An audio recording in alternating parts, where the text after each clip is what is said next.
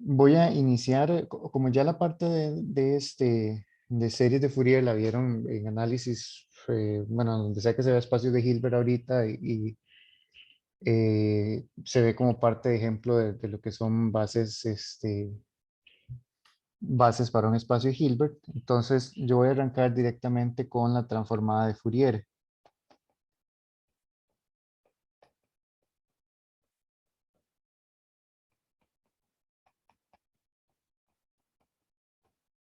¿Ok? Entonces vamos a trabajar, bueno, en términos de medida, vamos a trabajar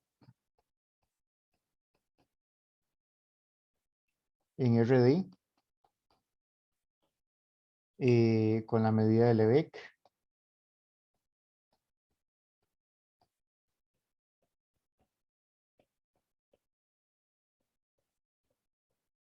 Usualmente trabajamos con funciones Borel medibles.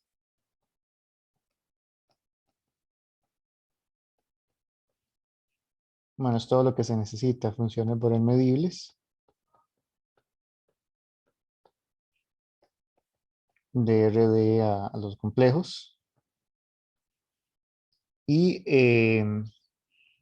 vamos a trabajar con los espacios LP usuales y el infinito como los definimos en el curso. Eh,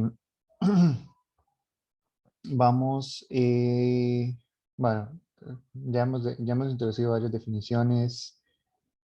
Sabemos cómo se define la integral compleja, qué es lo único que necesitamos.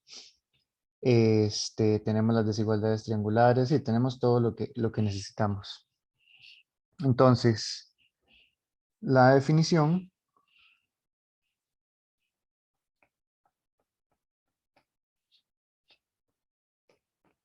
sea f que pertenece a L1 de RD. Entonces vamos a definirla para una función en L1. Entonces, la transformada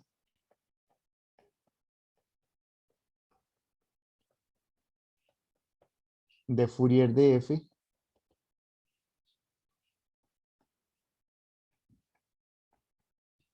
es la función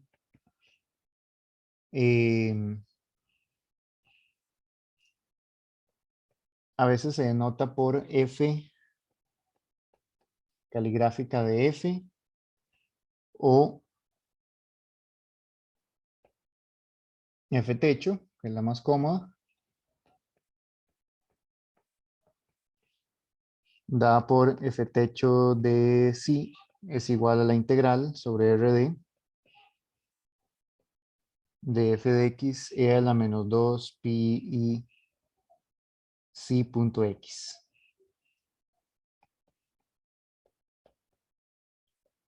Para todo psi que pertenece a RD. ¿Ok?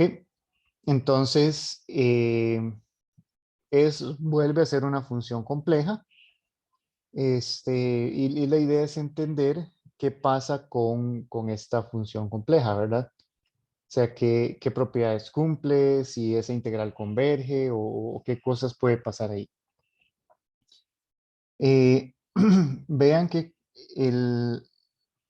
como es una función, bueno, voy a poner el teorema y lo vemos de una vez. Entonces, el primer teorema es ver un poquito acerca del comportamiento, ¿verdad? Al menos justificar que esa integral es finita casi siempre, o sea que eso es una función que es finita casi siempre. Entonces, el primer resultado sería que el mapeo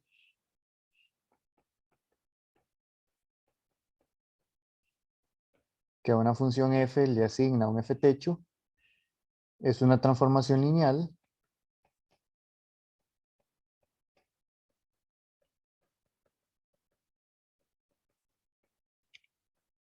acotada de L1 a L infinito. Y aparte de eso, la norma infinito de f techo está acotada por la norma 1 de f. Eso es lo primero, ¿verdad? Eso me diría al menos que f techo es una función que está bien definida, que es una función finita casi siempre, bueno, finita en el sentido que me da un número complejo, ¿verdad? Que no me da infinito, Y B, si f está en L1, bueno, así es como la definimos con f en L1, eh, entonces f techo es uniformemente continua.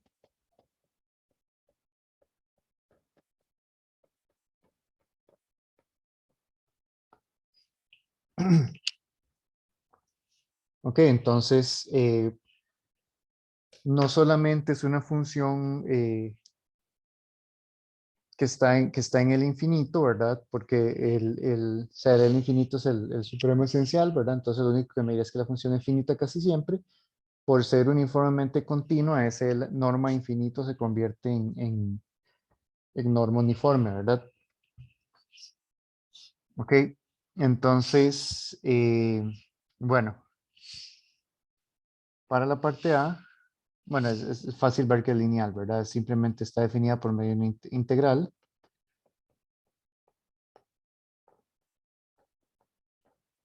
Entonces, por la forma en que está definido todo, es fácil verlo. Y para el estimado, f techo es menor o igual que la integral de f de x e a la 2 pi i x punto psi de x. Esto es un número complejo que tiene módulo 1. Es una exponencial de un número puramente imaginario, ¿verdad? Eh, entonces eso es simplemente la integral de f de x y eso es la norma de L1 de f. Ok, entonces vea que eso se cumple para todo sí. Entonces eso es lo que quiere decir es que el supremo, bueno, aquí pongo la norma infinito, pero en realidad es el supremo, está acotado por la norma L1 de f. Ok, entonces, vamos a ver.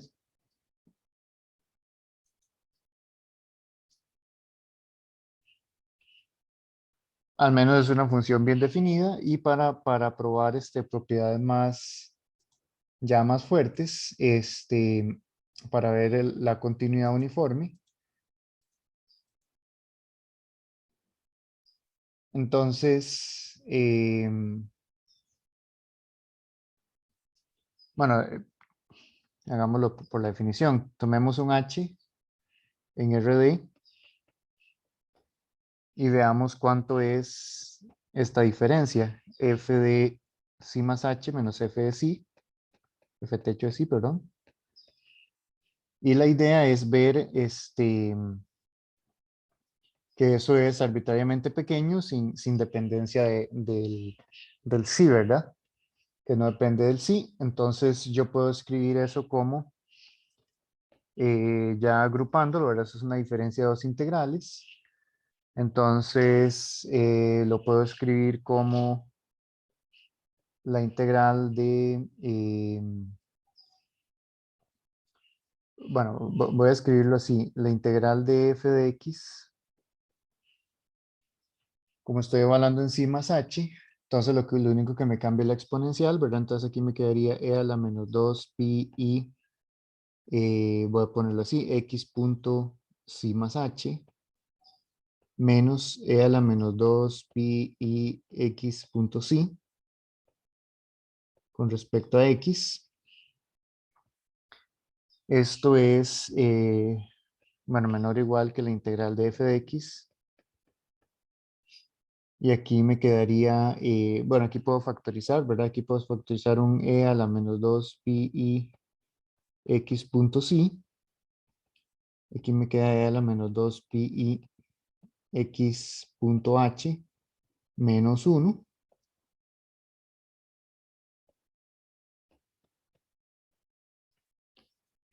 Al igual que en la parte anterior, esta cosa de acá tiene módulo 1, ¿verdad? Entonces,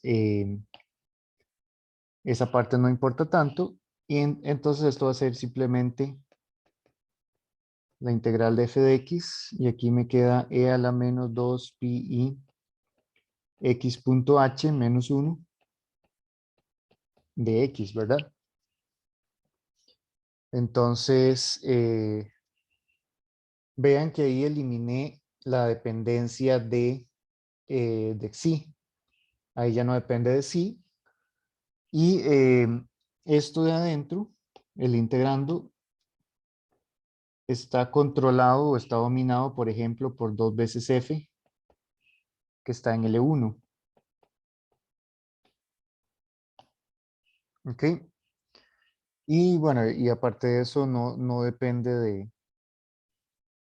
de sí. Entonces, por convergencia dominada,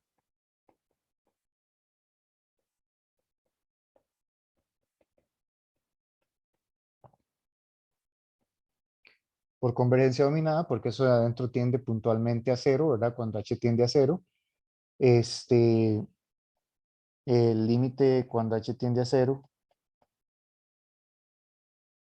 y estamos hablando de h un vector, ¿verdad? De f de psi más h menos f de psi es igual a cero. eh, y el límite es el límite es independiente de sí.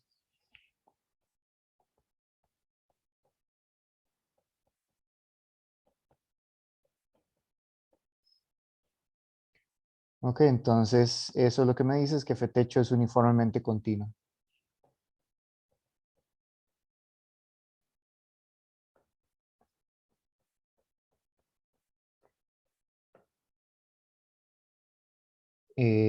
Se me fue la pantalla, ¿verdad?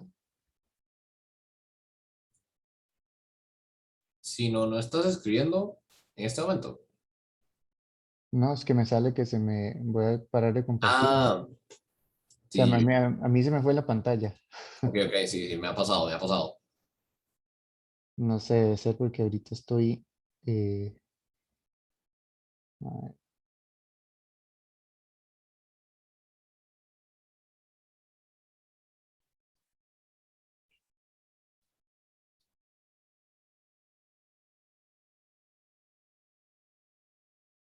supone que ahí está compartiendo. Nota, no. Ok, ya ahora sí. Eh, ok, entonces f es uniformemente continuo. Entonces, con solo que f esté en L1, la transformada de Fourier al menos cumple algo útil, ¿verdad? Que sería estar en L1. Perdón, de ser uniformemente continua. Eh, aparte de eso, este, la idea es ver qué satisface con respecto a el crecimiento o decrecimiento de la función, o sea, cómo se comporta en infinito esa función. Y ese es el teorema de Riemann-Lebeck.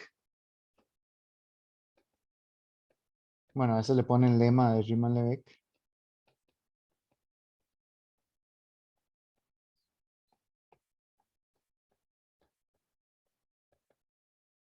Que lo que dice es que si f está en L1, bueno, ya sabemos que estamos en RD, entonces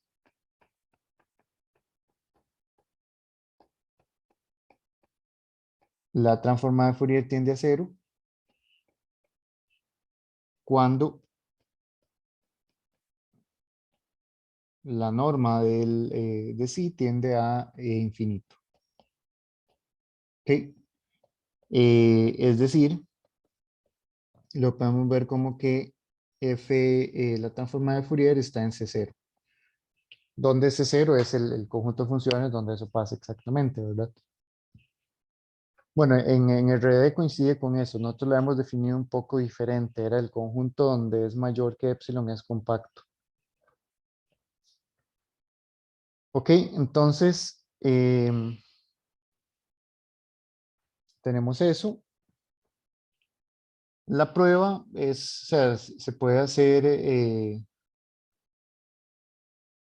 se puede hacer, bueno, hay distintas formas de hacer la prueba, pero lo primero,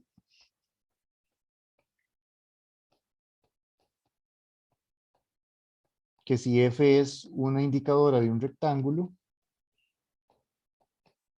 donde el rectángulo es I1 cruz I2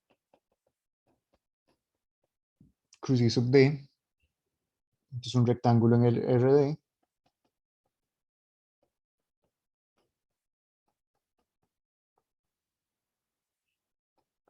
ok, entonces si yo hago eso, la transformada de Fourier de esa indicadora es simplemente la indicadora del rectángulo e a la menos 2 pi i x punto c de x. Eso es igual a, aquí todas las cosas son integrables, ¿verdad? Estamos integrando sobre un compacto. Entonces, esa exponencial arriba es un producto punto, ¿verdad? O sea, la exponente es un producto punto, entonces eso se convierte en una suma. Y la indicadora del rectángulo la puedo escribir como los productos de las indicadoras de los intervalos. Entonces yo puedo escribir esto como la indicadora de I1 en X1, la indicadora de ID en XD, y la exponencial la puedo dividir en E a la menos 2 pi i X1 Si1 menos, bueno, sí, menos 2 pi i XD Si D, ¿ok?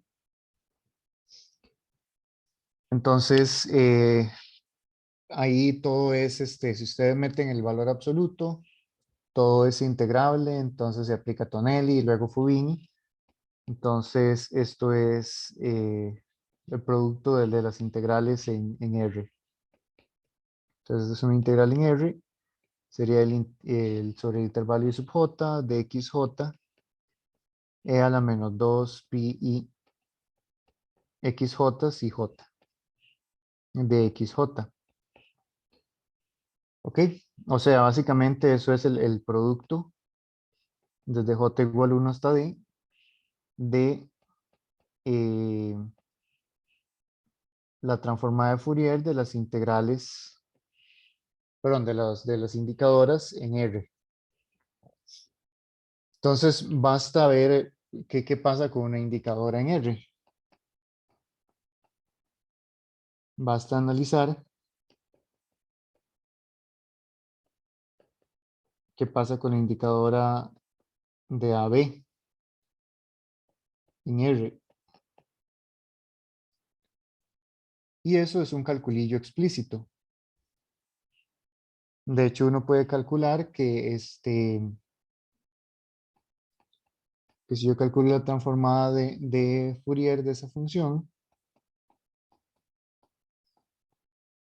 bueno, le puse G y no sé la abreviación, eso es simplemente la integral desde A hasta B de E a la menos 2 pi i xt de t, perdón, de x. No estoy cambiándole voy a cambiarle aquí, bueno, no, voy a dejarlo con sí.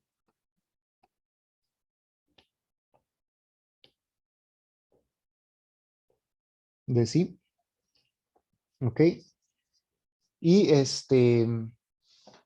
pues es una exponencial, entonces uno la puede integrar directamente, ¿verdad? Aquí,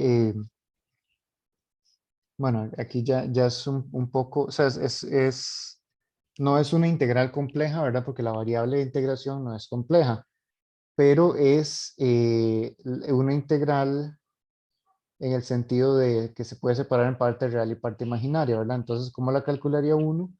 Uno separa en parte real, parte imaginaria, sería separar en coseno, seno, y luego, se da cuenta uno que es como si se integrara normal una exponencial, ¿verdad? Bajar la constante y todo eso. Entonces, la integral de esa cosa va a ser i e a la menos 2 pi i bt menos e a la menos 2 pi i a T, sigo poniendo T, es que en mis notas tengo T. Así, entre 2pi sí, ¿ok? Esas cosas de arriba están acotadas por uno, ¿verdad? Esas cosas están acotadas por uno. Entonces, cuando la norma de sí va para infinito, bueno, aquí la norma de sí es un número real, ¿verdad? Entonces, esto tiende a cero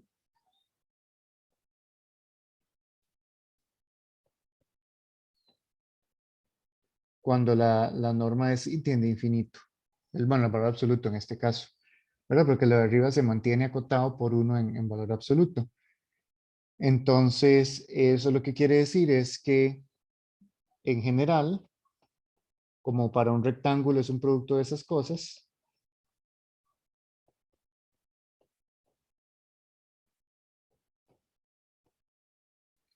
eso tiende a cero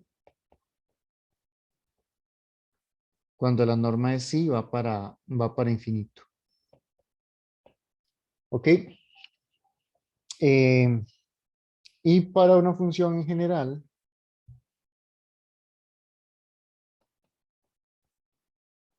para f que pertenece a L1, pues aproximamos por funciones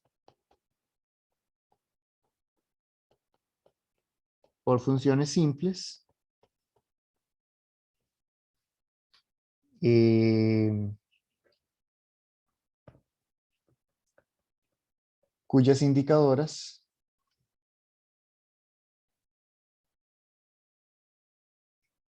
son sobre rectángulos.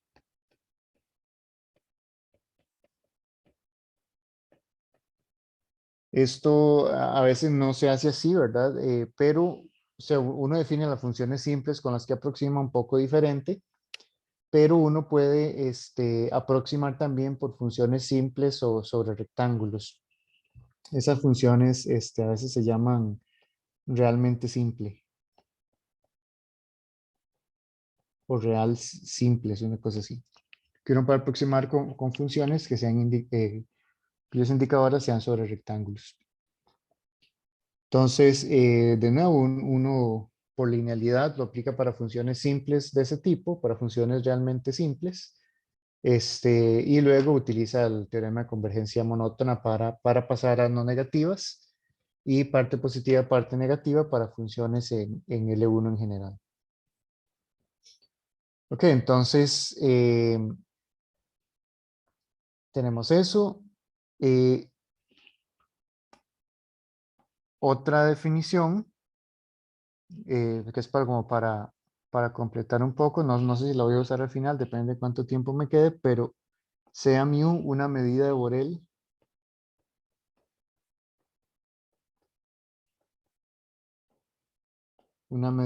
finita, defina la transformada de Fourier de mu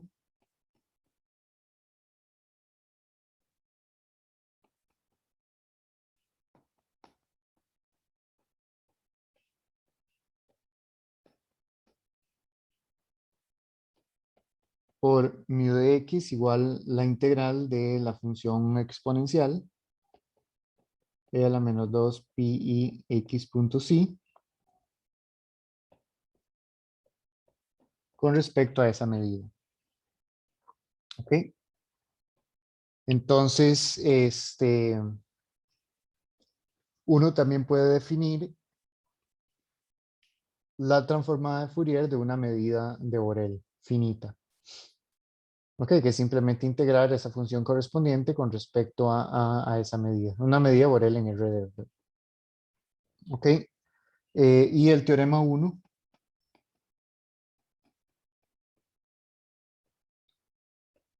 se cumple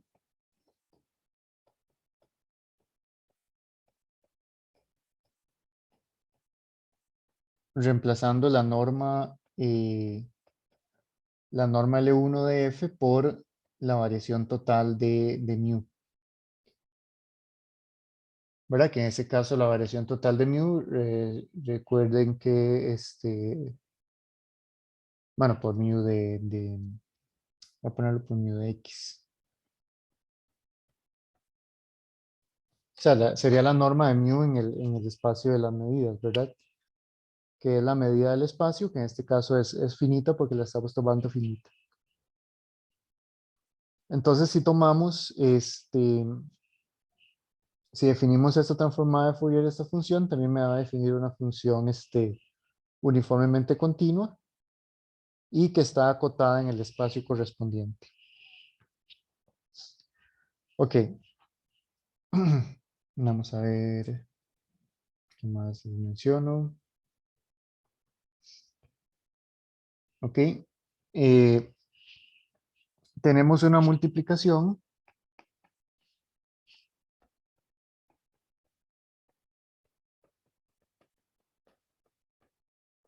Tenemos una multiplicación en L1 llamada convolución. Y la forma de definirla es f estrellita g es igual a la integral de f de x menos y, g de y.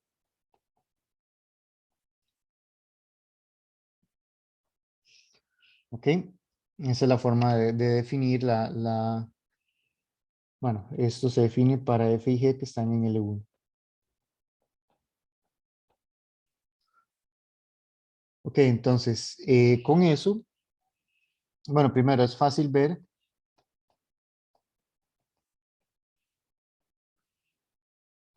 es una consecuencia de Fubini, que ya probablemente lo han hecho como ejercicio de análisis 2, 1, no sé. Si FG está en L1, entonces la convolución también está en L1. Y además,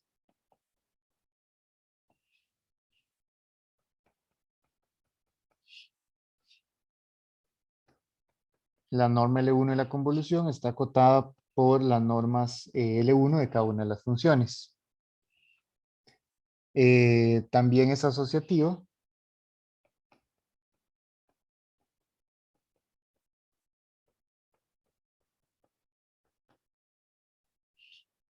También es asociativa y conmutativa.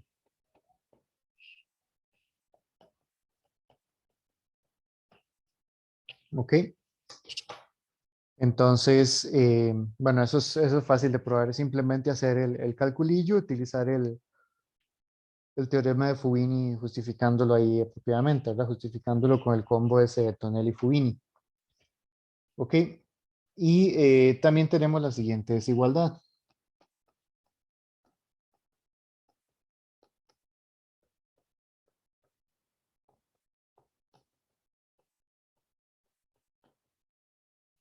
Sería el teorema 3.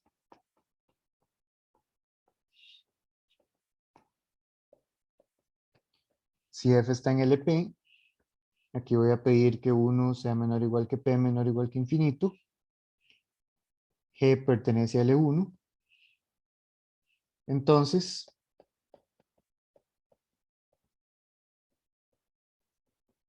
eso está bien definido. Bueno,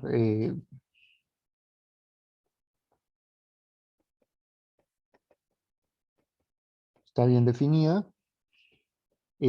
Pertenece a LP.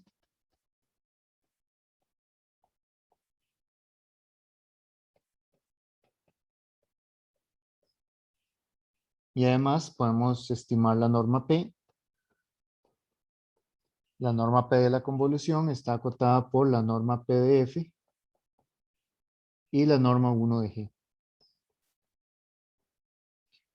Entonces, a final de cuentas, la convolución, si yo tengo una función en LP y una función en L1, la convolución está en LP.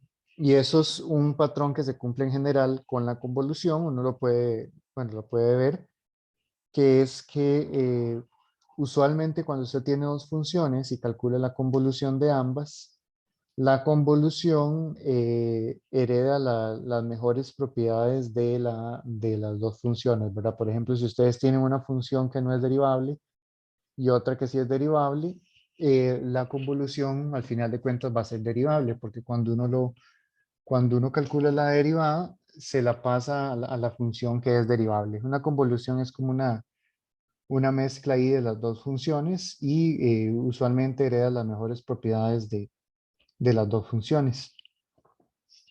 En este caso, el hecho es, lo que hereda es estar en LP, que significa un decaimiento más rápido. Eh, bueno, entonces, para la prueba,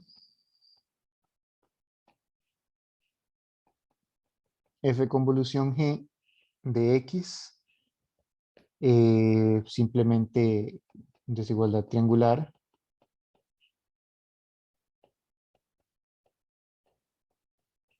¿Ok? Y así como está, puedo aplicar eh, la desigualdad integral de Minkowski.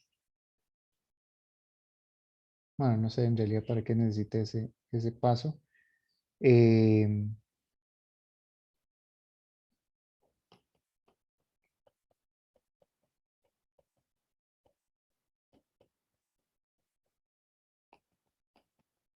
por la desigualdad integral de Minkowski.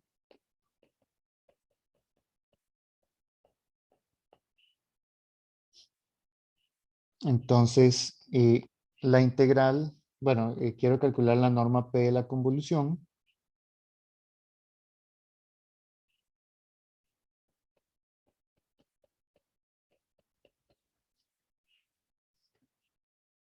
¿Ok?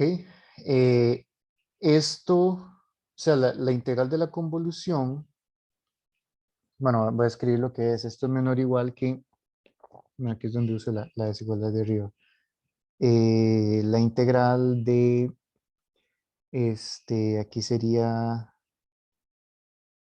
bueno, la convolución es menor que eso, entonces sería esta integral f de x menos y, g de y a la p, eso es algo que me controla la convolución, de x a la 1 entre p. Entonces uno puede ver eso, se recuerden que la desigualdad integral de Minkowski lo que decía es básicamente que la norma LP de la integral es menor o igual que la integral de la norma LP, esa integral en L1. Es como una desigualdad triangular para integrales, pero con la norma en lugar del valor absoluto, con la norma P. Entonces, eso es lo que tenemos aquí, ¿verdad? Aquí tenemos más o menos la norma P de una integral. Bueno, más o menos no tenemos exactamente eso. La norma P de una integral, la integral que define la convolución. Y por la desigualdad integral de Minkowski, eso es menor o igual que la integral de la norma P. Ahora, ese g de y lo puedo sacar de ahí, ¿verdad?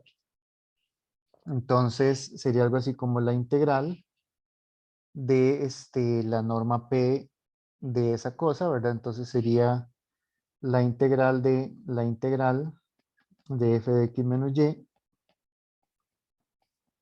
de y, bueno, todo esto a la p, esto a la p, este, aquí sería de x a la 1 entre p, y aquí de y, entonces ese g de y lo puedo sacar de ahí, bueno, esto es igual a la integral de, la integral de f de x menos y a la p, de x a la 1 entre p. Ese g de y está a la p y para sacarlo sale a la 1 entre p, entonces queda solamente g de y. Esta cosa de acá, esta integral de adentro, estoy integrando sobre todo RD, ¿verdad? Y la integral es invariante bajo traslaciones. Entonces ahí simplemente estoy trasladando la función que estoy integrando, ¿verdad? Entonces esto es simplemente la norma P de f. Y entonces eso al final de cuentas me queda la norma P de f, que la puedo sacar de ahí, y la norma 1 de g, que era lo que quería probar.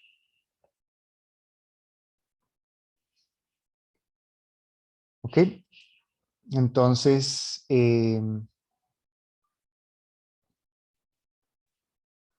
tenemos eso.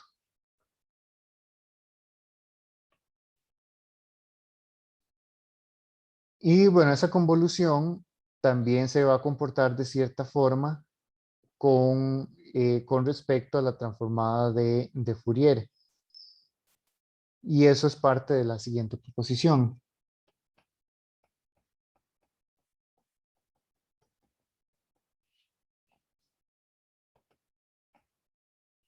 Proposición 4,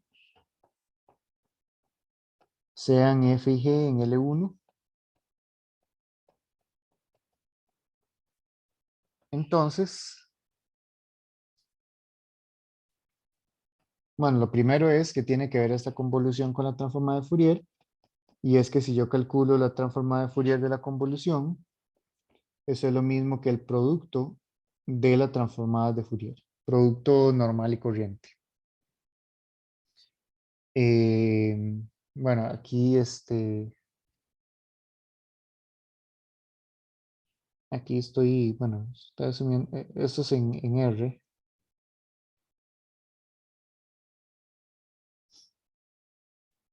Pero bueno, voy a dejarlo así. B,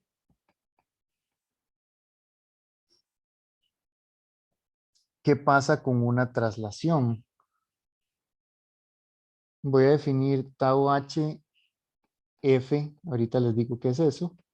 Eso es trasladar la función f por h. Esto es igual a e a la 2 pi i h punto psi.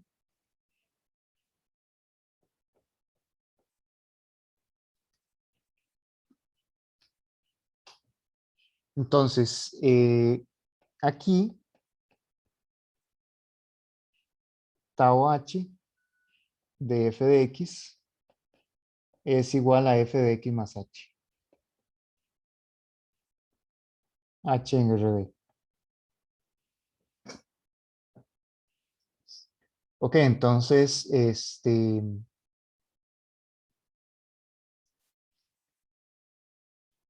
aquí, vamos a ver, esta operación de acá, la operación de multiplicar por una exponencial, usualmente a esto se le llama modulación.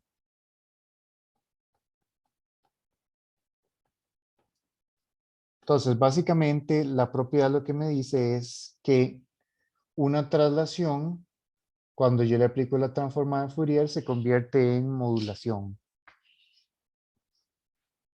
¿Sí? Si ρ está en OD, eso es una notación para las transformaciones ortogonales.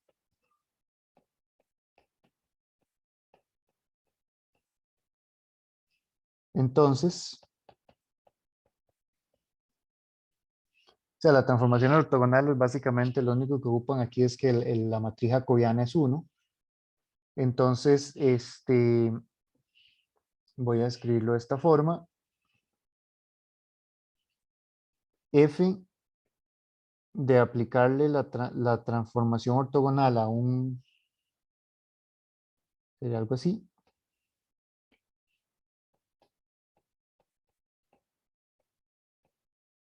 Es esto. O sea, esa es la notación con puntillo, ¿verdad? O sea, me refiero a, o sea, la función que tengo ahí. Bueno, creo que es más fácil escribirlo así mejor. Eh, Más intuitivo. F composición ρ, F composición ρ es simplemente F techo composición ρ. O sea, lo que quiere decir es que si le aplico una transformación ortogonal, a la transformada de Fourier se le aplica la misma transformación ortogonal en el dominio. D.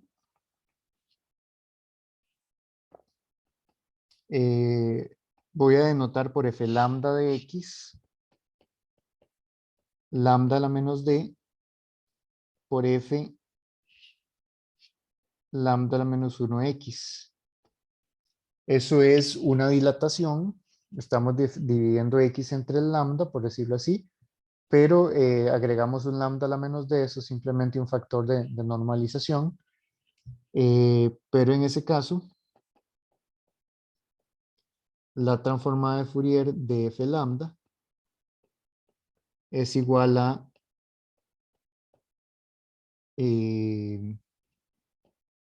la transformada de Fourier de f evaluada en lambda por la variable. Es decir, lo que estamos haciendo aquí es, básicamente si dividimos el dominio de f entre lambda, el dominio de la transformada de Fourier de f más bien se multiplica por lambda. Hay un factor ahí, que es ese lambda a la menos d, ¿verdad? Que uno lo puede mandar para un lado o para el otro. Pero básicamente esto es una propiedad sobre el dominio de la función, ¿verdad? Eso, por ejemplo, me dice cosas sobre el soporte, ¿verdad? Si el soporte de la función es grande, el soporte de la transformada de Fourier es pequeño o viceversa.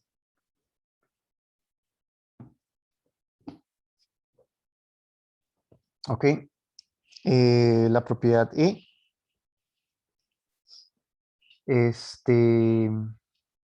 Vamos a ver cómo la enuncio para que quede bonito. Sí, bueno,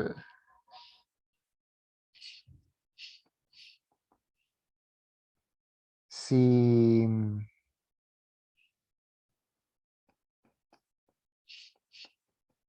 si esa cosa existe, bueno, voy a ponerle así, si eso está en L1, eso ya quiere decir que existe, entonces le puedo calcular la transformada de Fourier y eso va a ser 2pi CJ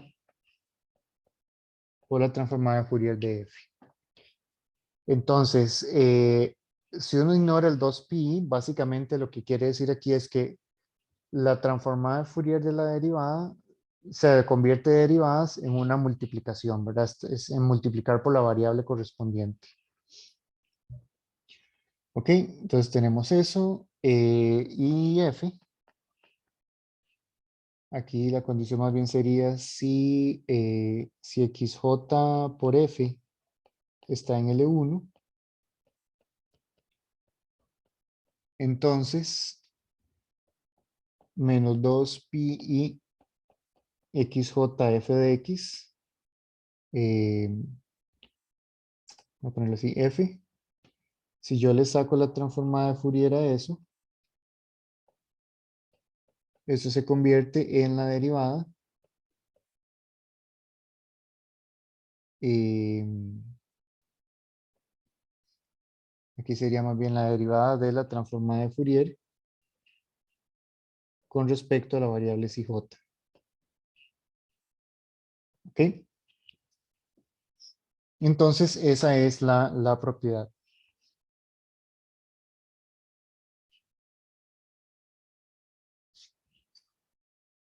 Ok, entonces, eso es una proposición con varias propiedades de la transformada de Fourier. Básicamente, casi todas salen de cambio de variables. Casi todas salen de cambios. Bueno, de hecho, todas son de cambio de variables. Las últimas dos salen de integrar por partes. Bueno, y ya que es una consecuencia de Fubini. Pero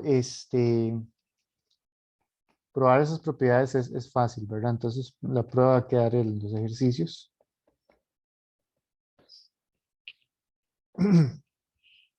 Ok. Entonces, eso es para complementar un poco qué propiedades satisface la transformada de Fourier y qué pasa si me muevo de un lado a otro. Una nota.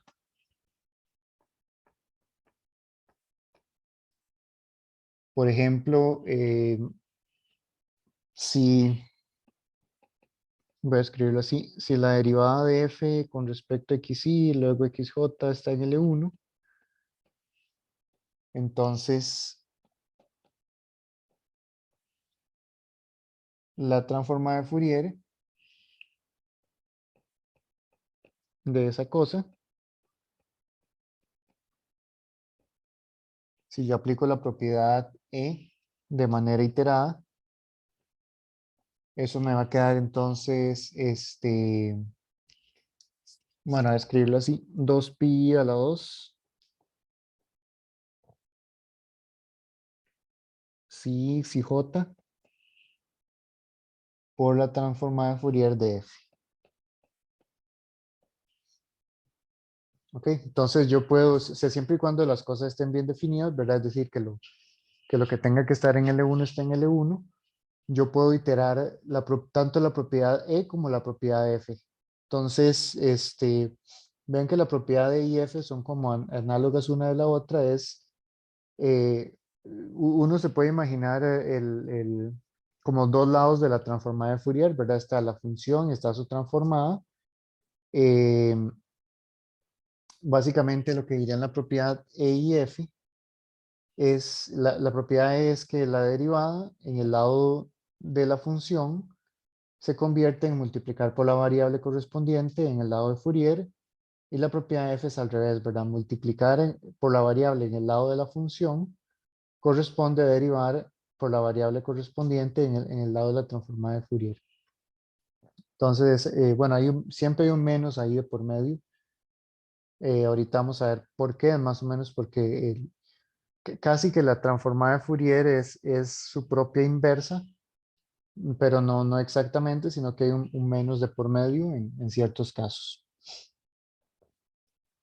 Ok, entonces, de acuerdo a lo que ustedes ya sabían de análisis 2, ¿verdad? En análisis 2 para ciertas funciones, para cierto tipo de funciones, ustedes podrían escribir la función como una serie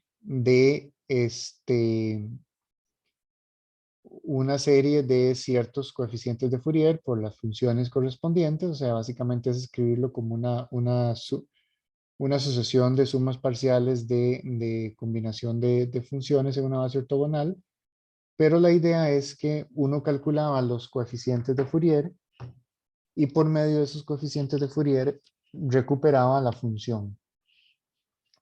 Entonces, esa es la pregunta. La pregunta ahora es si se puede recuperar, f por medio de su transformada.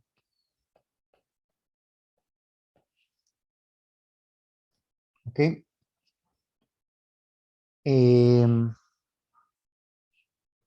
De acuerdo con con lo que uno sabía de análisis 1, análisis 2 con respecto a las series de Fourier, ¿qué sería lo esperado? Lo esperado sería que fx, o sea, en análisis 2, la función era la suma de los coeficientes de Fourier por, bueno, senos y cosenos o la exponencial, depende cómo se lo hayan definido. Pero aquí, como estamos con una variable continua, entonces lo esperado sería que esto pasara. Eh, entonces ahí pongo el signo de pregunta. ¿En qué casos eso es posible? Ahora, vean que eso sería como, o sea, esta formulilla que tienen acá es la transformada, es casi que la transformada de Fourier. Voy a escribirlo así, eso es la transformada de Fourier de la transformada de Fourier, ¿verdad? Pero sería más bien algo así como la transformada de Fourier de la transformada de Fourier evaluada en menos x.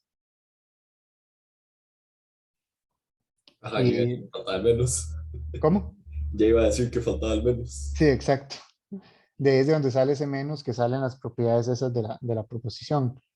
Eh, pero, o sea, pero la idea es que eso es una transformada de Fourier en una variable, ¿verdad? Simplemente.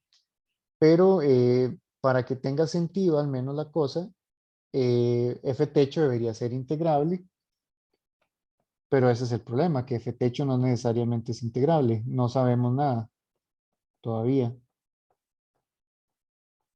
F techo no necesariamente es integrable. Sabemos que en infinito va para cero, sabemos que es uniformemente continuo, pero no sabemos si es integrable. Ese es el equivalente a saber que el término general va para cero, pero no saber si la serie converge, ¿verdad? En ese caso es una integral que una función que va para cero, pero no sabemos si es integrable, ¿verdad? Entonces, no sabemos cuándo tiene sentido. Entonces, la idea es trabajar con una clase más pequeña de funciones y ver qué se puede hacer. O sea, tratar de encontrar una familia, o sea, L1 ya sabemos que es muy grande, pero podemos tratar de encontrar una familia de funciones más pequeña y ver si se puede ir uno hacia arriba por densidad o de alguna forma. Eh, Usualmente lo que se hace es a veces, bueno, en la parte de series de Fourier lo que se hace es analizar las funciones en L2 desde el punto de vista de espacios de Hilbert y bases ortogonales. Eh, Usualmente en análisis armónico lo que se hace es trabajar una clase un poco más pequeña y eso es lo que se llama la clase de Schwartz.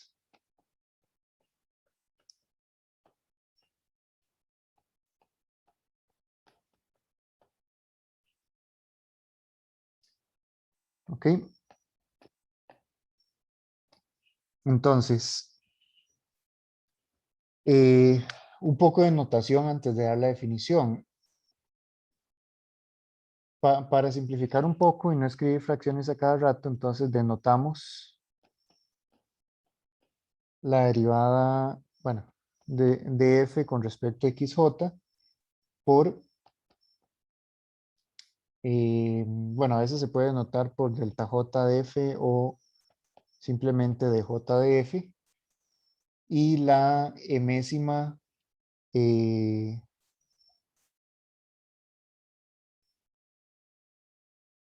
bueno, sí, y la enésima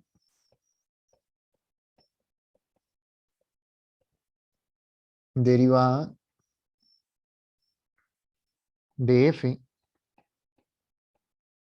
con respecto a una misma variable, con respecto a xj, por eso o esto, ¿verdad? Es con respecto a la misma variable m veces. Ok, entonces, un multiíndice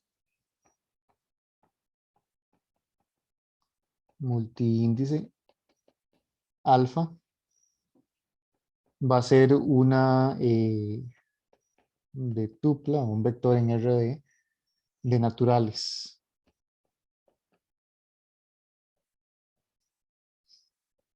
Entonces vamos a ponerle alfa es igual a alfa 1 hasta alfa d.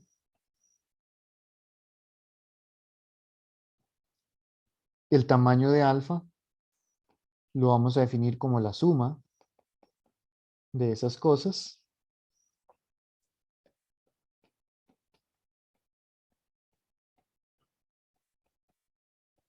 ¿Ok?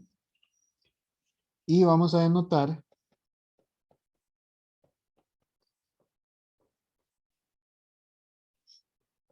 de alfa de f. Recuerden que alfa es un vector de números naturales. Es simplemente las derivadas. Es derivar f con respecto a a la décima variable alfa d veces.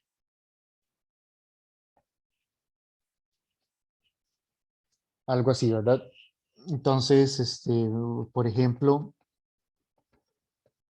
d a la 314 de f va a ser algo así como estaríamos derivando 8 veces f, 3 veces con respecto a x, una vez con respecto a y, 4 veces con respecto a z. Algo así. ¿Cómo vamos a trabajar con funciones infinitamente diferenciables? Entonces no importa el orden en que se derive, ¿verdad? Entonces por eso estamos agrupando las variables en orden. Porque, o sea, en cualquier orden que se tomen esas derivadas no hay problema. Y bueno, más definiciones con respecto a esta notación de multiíndices. Alfa factorial va a ser simplemente el producto de los factoriales.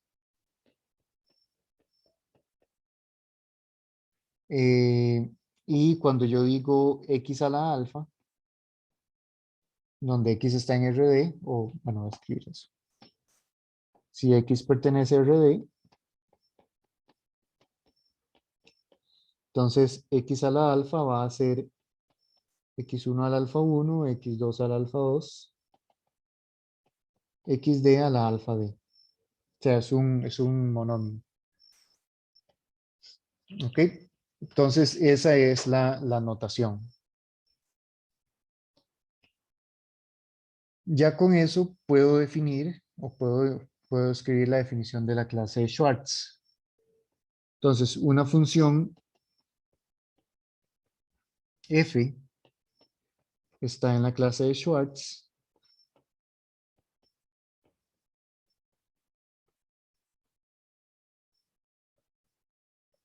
eh, la vamos a denotar por S de RD o simplemente S porque ya sabemos que estamos trabajando en RD. Si es infinitamente diferenciable o voy a ponerle si es C infinito y si todas sus derivadas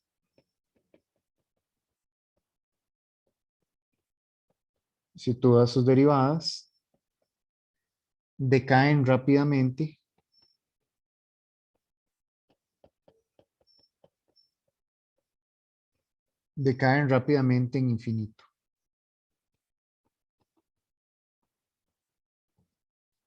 Es decir, ¿qué quiere decir eso? Pero para cuando mencionemos esta propiedad, vamos a llamarle que decaen rápidamente a infinito para todo alfa y beta eh, multiíndices. Aquí los naturales incluyen al cero. El supremo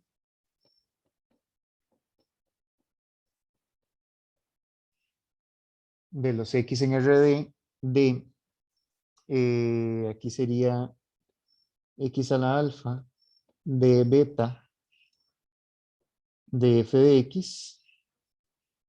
A eso le vamos a llamar rho de alfa beta de f. Eso es menor que infinito. ¿Ok? Básicamente lo que me dice eso es que D a la beta representa, o sea, como lo estoy haciendo para todo beta, ¿verdad? Eso representa cualquier combinación de derivadas de f. Y si lo multiplico por cualquier combinación por cualquier combinación de exponentes, ¿verdad? X a la alfa puede ser cualquier cosa. Entonces, si yo fijo alfa y beta, pero alfa y beta puede ser cualquier cosa, ¿verdad? Ese supremo está acotado. Entonces, básicamente eso lo que me dice es que las derivadas decrecen más bien más rápidamente que cualquier polinomio, ¿verdad? Porque yo, o sea, puedo hacer una cantidad finita de términos y eso me diría que las derivadas decrecen más rápido que cualquier polinomio. ¿Ok? Entonces, esa es la definición de la clase de Schwartz. Están en el infinito y cumplen, perdón, están en ese infinito y cumple eso. Ok, una cosa importante, note que las funciones infinitamente diferenciables y de soporte compacto están en la clase de Schwartz.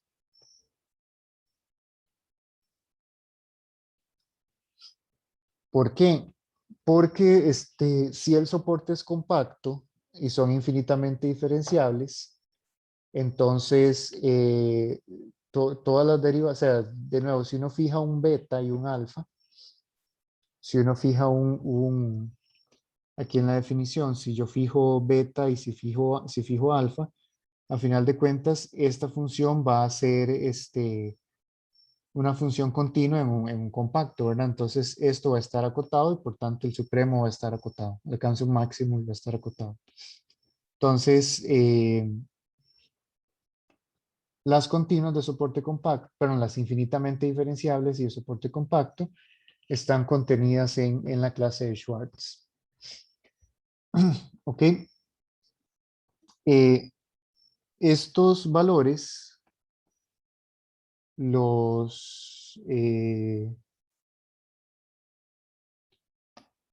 bueno, voy a escribirlo así.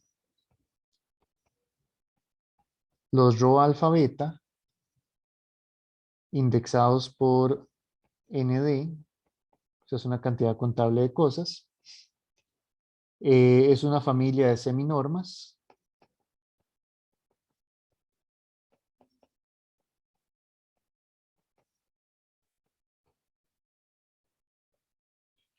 Es una familia de seminormas contable.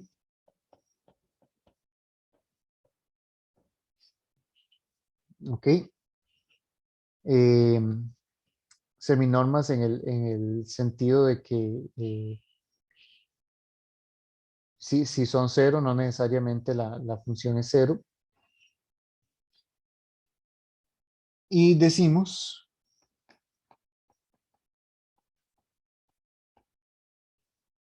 eh, que, o sea, las usamos para definir la convergencia. Decimos que Fn converge,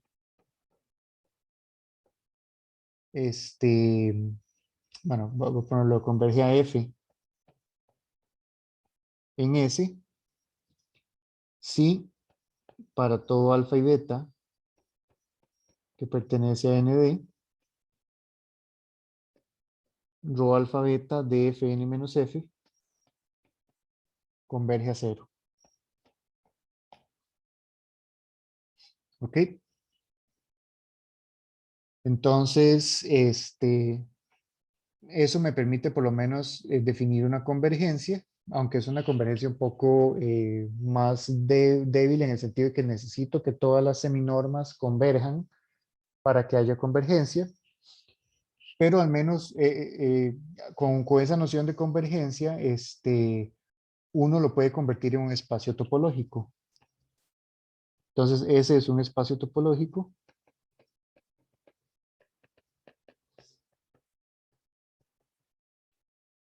Lo que se llama un espacio topológico de Frechet. Frechet, no sé cómo se pronuncia. Eso quiere decir completo y metrizable. O sea que se le puede definir una métrica. Y una posible métrica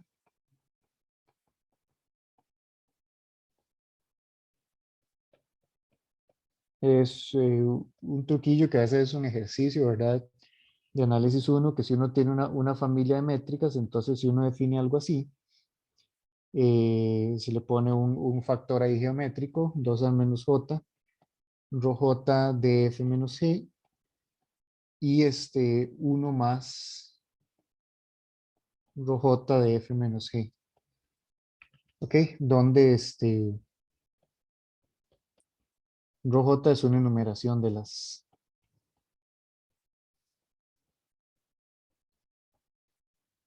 es una enumeración de las seminormas, ¿verdad? Que son numerables. Uno puede hacer algo más explícito para que quede en términos o sea, que este exponente del 2 quede en términos de alfa y beta de manera única, pero es complicar la fórmula. La idea es uno enumera todas las seminormas y escribe este, la, la métrica de esa forma. Ok, entonces, bueno, eso me define una convergencia. Y queremos ver cómo es el comportamiento de este espacio con respecto a LP. Ese sería mi teorema 5. Sería que S es denso en LP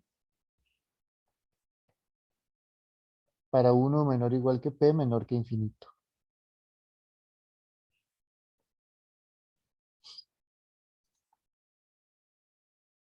Ok. eh,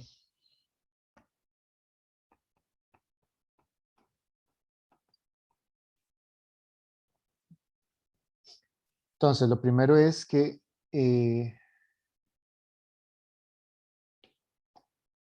bueno, aquí algo que quizá no sé si alguna vez han probado. C infinito C está incluido en S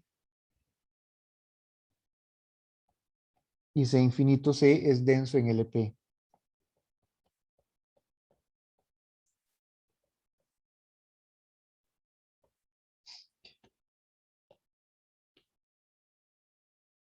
Eso, o sea, nosotros ya vimos que las continuas de soporte compacto son densas en LP. Eso era una construcción por medio de,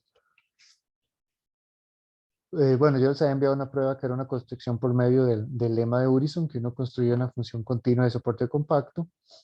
Esa construcción no me sirve tanto para probar C infinito C, pero hay otras construcciones por medio de, este, de particiones de la unidad, o se puede hacer también más adelante una prueba por medio de convoluciones con aproximaciones de la identidad.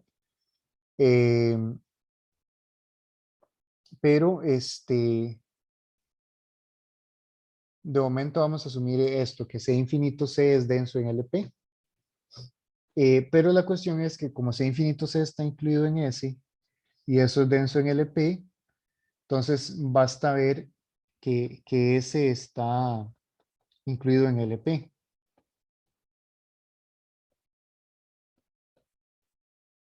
para no tener que tomar intersección con LP. Ok, entonces, y eso es aprovechar un poco la definición. Entonces, si F pertenece a S, voy a ver cuánto es la norma P de F. Bueno, voy a escribirlo.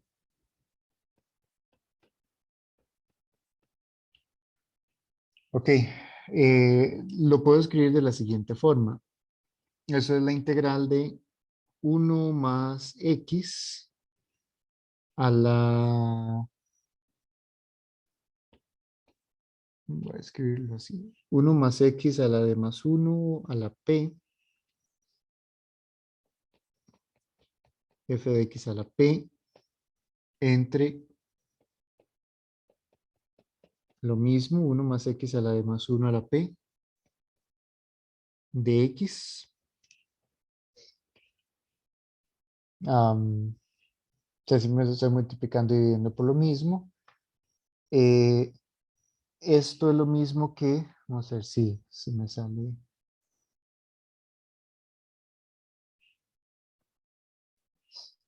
La integral de, vamos a ver, f de x más x a la de más 1, f de x, todo eso a la p,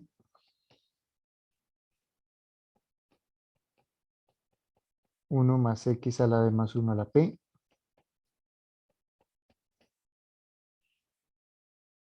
¿Ok? Ahora, eh, vamos a ver un calculillo por aparte. La norma de x a la de más 1, vamos a ver,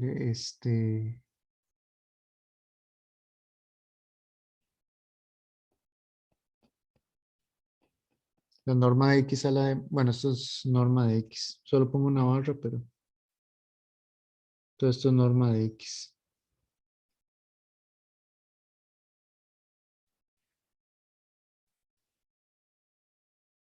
Eso es lo mismo que raíz cuadrada de x1 a la 2 más xd a la 2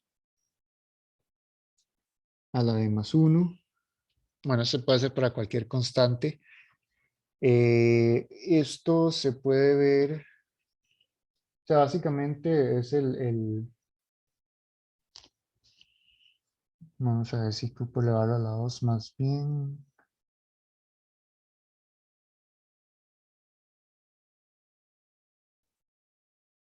Eso a la 2.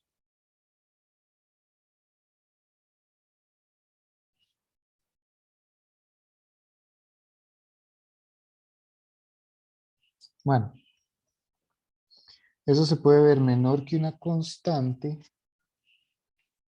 que depende de la dimensión. Voy a ponerle C sub D. Aquí sería x1 a la d más 1 más, bueno, quizá con valor absoluto,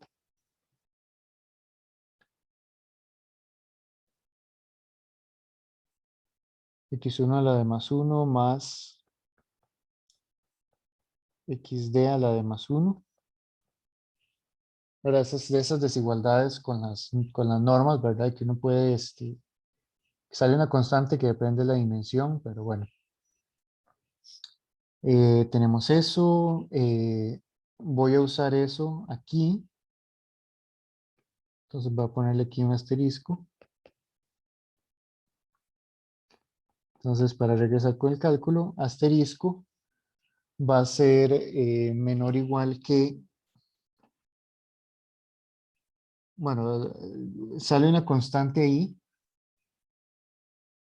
c sub d, bueno, voy a poner una constante c, que es el c sub d a la p. Vamos a ver, eso sería, eh, bueno, c sería un máximo ahí, no importa, sale una, o sea, de la parte que tiene o sea, de esta parte sale una constante y simplemente saco el max, c es el máximo entre 1 y esto a la p, una cosa así. Pero la cuestión es que sale una constante que no nos interesa. Entonces aquí va a quedar f de x más, aquí me va a quedar la suma. Vamos a ver cómo lo escribo en bonito. La suma desde j igual 1 hasta d, de xj d más 1,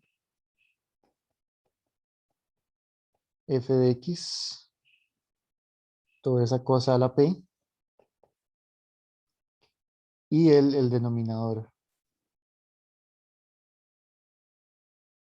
Final de cuentas, ese denominador es para que las cosas queden integrables.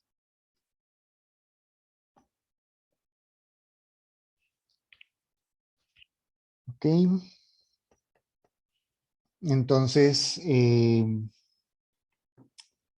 esas cosas, a final de cuentas, bueno, esto es menor o igual que c veces.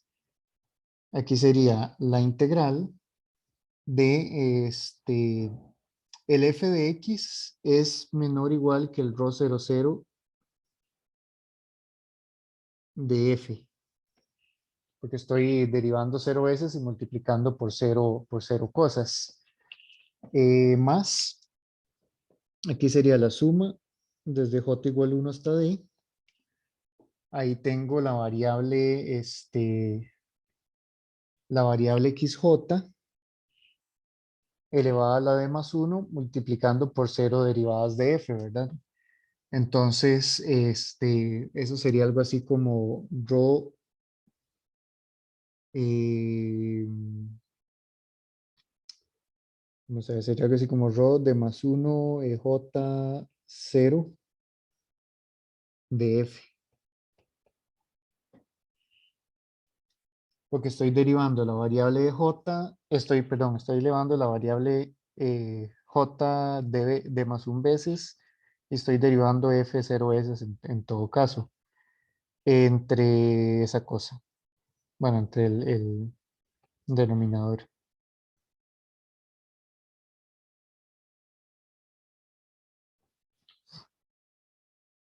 Ok, algo así. Bueno, la cuestión es que al final de cuentas lo de arriba está, o sea, lo de arriba son seminormas de f, ¿verdad? Y f es una función de Schwartz. Todas esas seminormas están acotadas, entonces esto es mayor que una constante c techo. Y al final de cuentas me queda solamente la integral de esa cosa.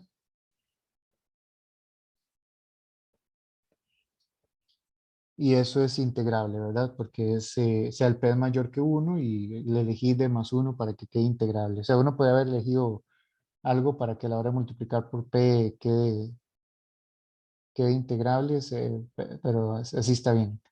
Y eso es integrable. Entonces ahí lo que estamos probando es que si f es una función de Schwartz, entonces está en LP. Y uno puede hacer algo similar con las derivadas de las funciones, ¿verdad? O sea, ahí al final de cuentas me quedaron las seminormas, el segundo componente cero, que son las derivadas, pero si uno utiliza las derivadas de las funciones, también puede probar que las derivadas de las funciones en LP también están metidas ahí adentro. Entonces, por lo tanto, S está contenido en LP y es denso. Bueno, es denso en LP. Si probamos que está metido en... si probamos que C infinito C es denso. ¿Ok? Entonces, la clase de Schwartz al menos es densa en LP y quizá nos permita probar cosas. En particular,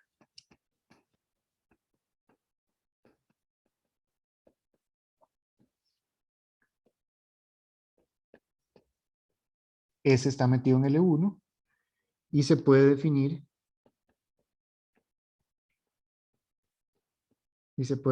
la transformada de Fourier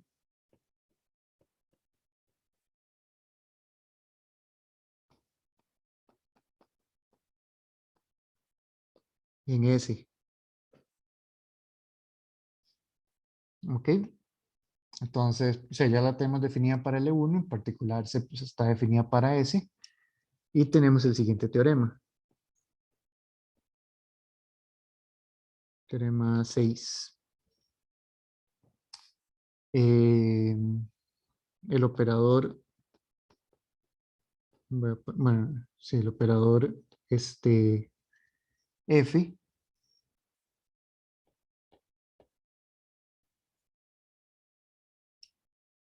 o sea, el operador transformado de Fourier es continuo sobre S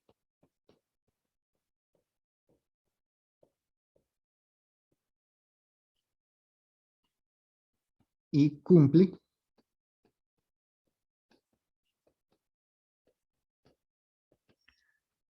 dos cosas.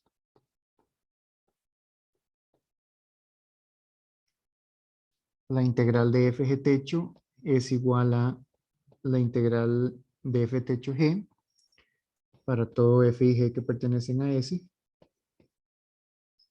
Y B, tenemos la fórmula de inversión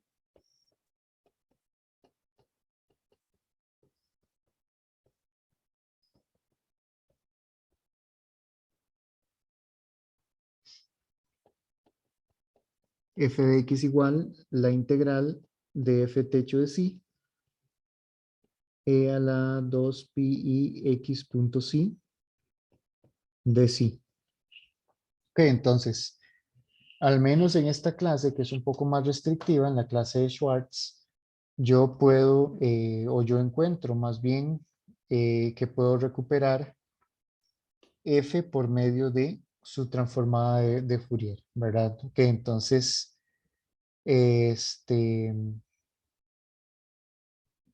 voy a ponerlo así, cambiar un poco aquí el enunciado. F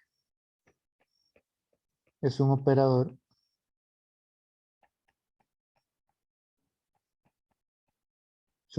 continuo, para ser más específico, es un operador continuo de S en S. O sea, cerrado por lo menos. Ok, entonces,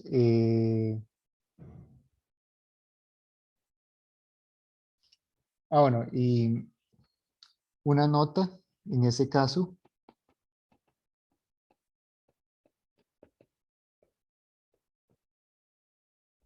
la transformada de Fourier de la transformada de Fourier en X es básicamente la función original en menos X. ¿Ok? Eso viene directamente de la formulilla. Voy a probar el lema, un lema que nos va a ayudar a probar ese teorema, el lema 7, que es lo siguiente: si f de x es igual a e a la menos pi norma de x al cuadrado, entonces la transformada de Fourier de esa función es ella misma. Es decir, f techo de psi es exactamente lo mismo.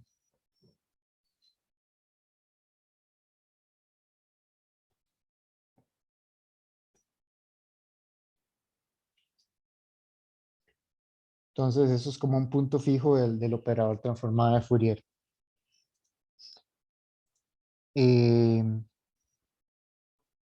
entonces, bueno, lo primero es también reducirlo al caso real, ¿verdad? Yo tengo f techo de psi va a ser igual a la integral de e a la menos pi x1 al cuadrado xd al cuadrado e a la menos 2 pi i x1 si 1 más xd si d de x. ¿Ok? Entonces, lo mismo que hace un rato, ¿verdad? Cada una de esas cosas está en L1, aplico Tonelli, luego Fubini. Entonces, a final de cuentas, eso es exactamente lo mismo que el producto desde j igual a 1 hasta d, perdón, de la integral de e a la menos pi xj cuadrado, e a la menos 2 pi xj si j de xj. Se hace el producto desde j igual a 1 hasta d de, voy a escribirlo así, e a la menos pi variable cuadrado transformada de Fourier de eso en psi j. Entonces, o sea, al final de cuentas se reduce al caso real. Entonces, basta probarlo en R. Ahora, hay un cálculo tedioso para hacerlo directamente. O sea, bueno, se puede hacer el cálculo directamente, completar cuadrados y todo eso, ¿verdad? Eso es un cálculo que a veces algunos libros hacen. O otra forma de hacerlo es verlo como solución de un sistema de una ecuación diferencial y aplicar el teorema de existencia y unicidad. Entonces, vamos a considerar la función de la que estamos hablando, e a la menos pi x cuadrado en R. Esto es solución del problema de valores iniciales.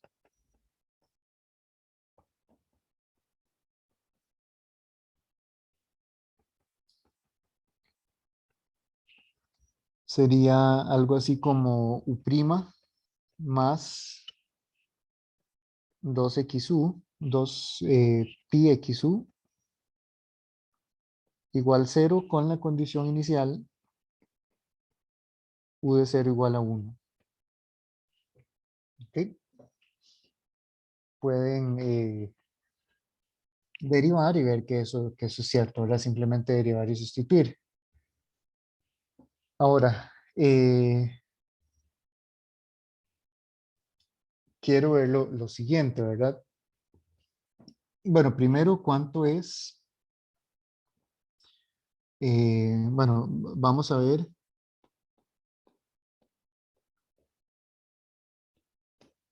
que la transformada de Fourier de G satisface el mismo problema.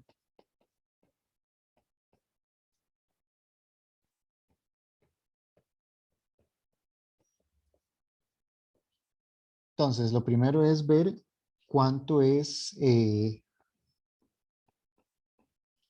cuánto vale en cero. Eso es simplemente la integral de g de x e a la menos 2 pi i x punto cero de x. Y eso es igual a la integral de g de x. Y eso es una función,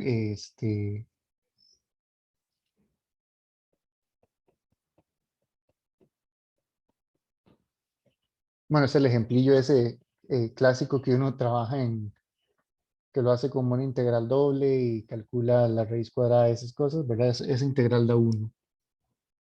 Entonces cumple la condición inicial y ahora quiero ver cuánto es la derivada de esa transformada de Fourier más 2 pi la variable por la función, ¿verdad? Quiero ver que eso es 0 para ver que satisface la ecuación diferencial. Entonces, por las propiedades que tenemos, esto es la derivada de la transformada de Fourier corresponde a la transformada de Fourier de esto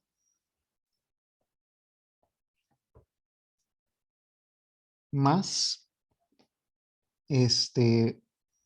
vean que el segundo término estoy multiplicando la transformada de Fourier por la variable. Eso corresponde a la transformada de la derivada. Esas son las propiedades E y F de la proposición 4. Pero me hace falta un i por ahí, ¿verdad? Entonces voy a poner un 1 entre i.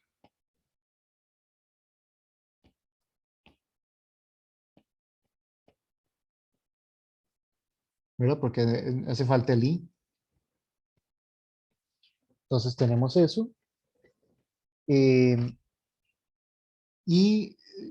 podemos ver eso como una única transformada. Voy a, bueno, de hecho, voy a ver que mi 1 entre i es menos i, ¿verdad? Entonces voy a cambiar eso por un menos i.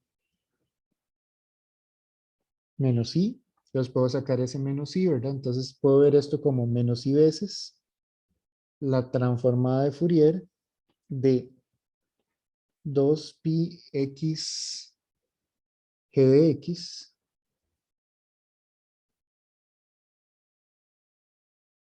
bueno, 2 pi x g más la derivada de g con respecto a x. Pero g satisface g satisface la ecuación diferencial, ¿verdad? Entonces esto es 0. Entonces es la transformada de Fourier de 0 y eso sería 0. Entonces, por el teorema de existencia de unicidad,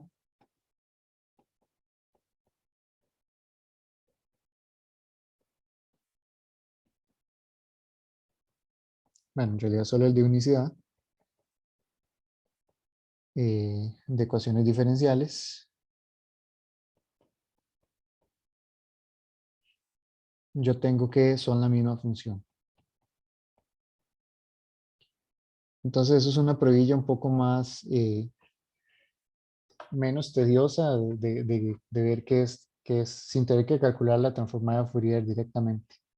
Entonces ver que las dos satisfacen el mismo problema de ecuaciones diferenciales.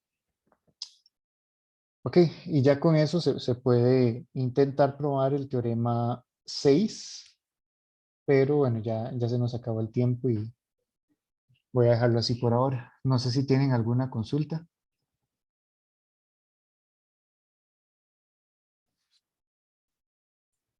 Y no, de mi parte, muy contento por entender lo que estamos viendo ahorita.